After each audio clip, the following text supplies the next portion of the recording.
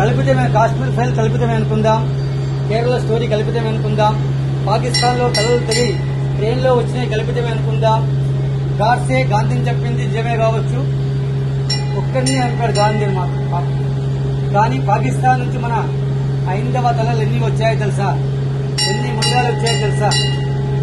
Train లో దేశం విడిపోయినప్పుడు అత్యధికంగా చంపబడ్డ వాళ్ళు కూడా ఇప్పుడు కూడా చంపబడుతున్న వాళ్ళు హిందువులే. తెలుగు మీడియాకి విజ్ఞప్తి చేస్తున్నా, ఎవడో పచ్చళ్ళు అమ్మే వాళ్ళని ఫేమస్ చేస్తున్నారు, ఎవడో అఘోరి వేసుకొని పోతే దాన్ని వేసుకొని పోతే దాన్ని ఫేమస్ చేశారు.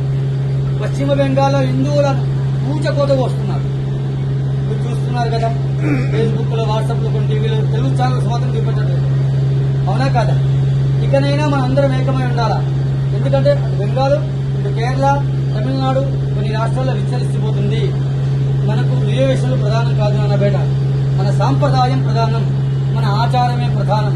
మన భావితరాల కోసం మనం ఏకమై ఉందాం, అఖండ భారతాన్ని నిర్మించుకుందాం, సమర్థమైన నాయకుడిని ఎన్నుకుందాం దయచేసి.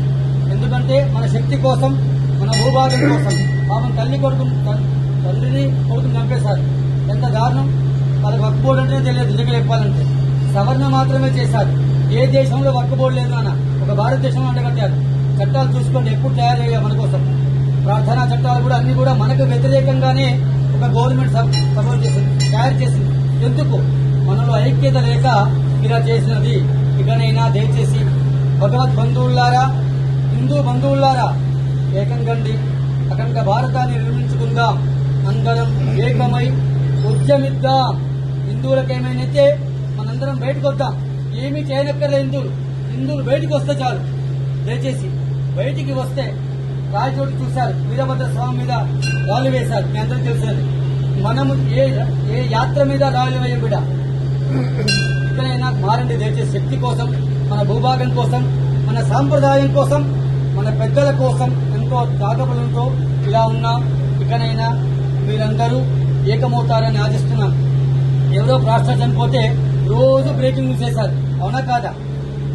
హిందువులు ఊచకోతకు వస్తుంటే ఒక్క తెలుగు ఛానల్ కూడా మన గురించి ఖండించదు, ఒక ప్రతిపక్షం కూడా ఖండించదు. అవునా కాదా? ఓవైసీ ఏమన్నాడు? పాలస్తీనా తగలబడుతుంది అన్నాడు ఇజ్రాయెల్ దాడుల్లో ఎక్కడో. మరి వెస్ట్ బెంగాల్లో బంగ్లాదేశ్ లో ఎందుకు చనిపోతున్నారు కదా? మనము ఐక్యంగా ఉన్నంత సేపే మనకు బలం, మనందరం మెజార్టీగా ఉన్నంత సేపే బలం.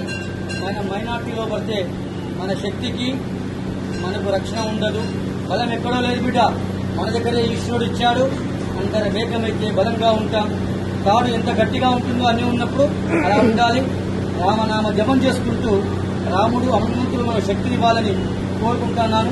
మీరు 10 మందిని రెడీ చేయండి. మీరు 10 మందిని దయచేసి, షాపులు ఎవరైనా ఉంటే, మీ ఇంట్లో శక్తి ఉన్నది, అమ్మాయి ఉంటుంది, నీకు పుట్టిన అమ్మాయి ఉంటుంది, మీ చెల్లెలు ఉంటుంది, మీ తోబుట్టు ఉంటుంది, మీ ఇల్లాలు ఉంటుంది, వాళ్ళే శక్తి. వాళ్ళకు నిమ్మకాయకు మంచిగా పసుపు కుంకుమ పెట్టి నీ షాపు కట్టించుకుంటే నీ వ్యాపారం దేదీప్యమానంగా ఉంటుంది. నీ ధర్మాన్ని కాని చేసేవాడి దగ్గర నువ్వు కట్టించుకుంటే నీ ధర్మం ఉండదు, నీ షాపు ఉండదు, నీ సంపద ఉండదు, నీ శక్తి కూడా ఉండదు. దయచేసి ఇకైనా అందరం ఏకమై ఉందాం, అఖండ భారతాన్ని నిర్మించుకుందాం. సర్వే జన సుఖినో భవంతు.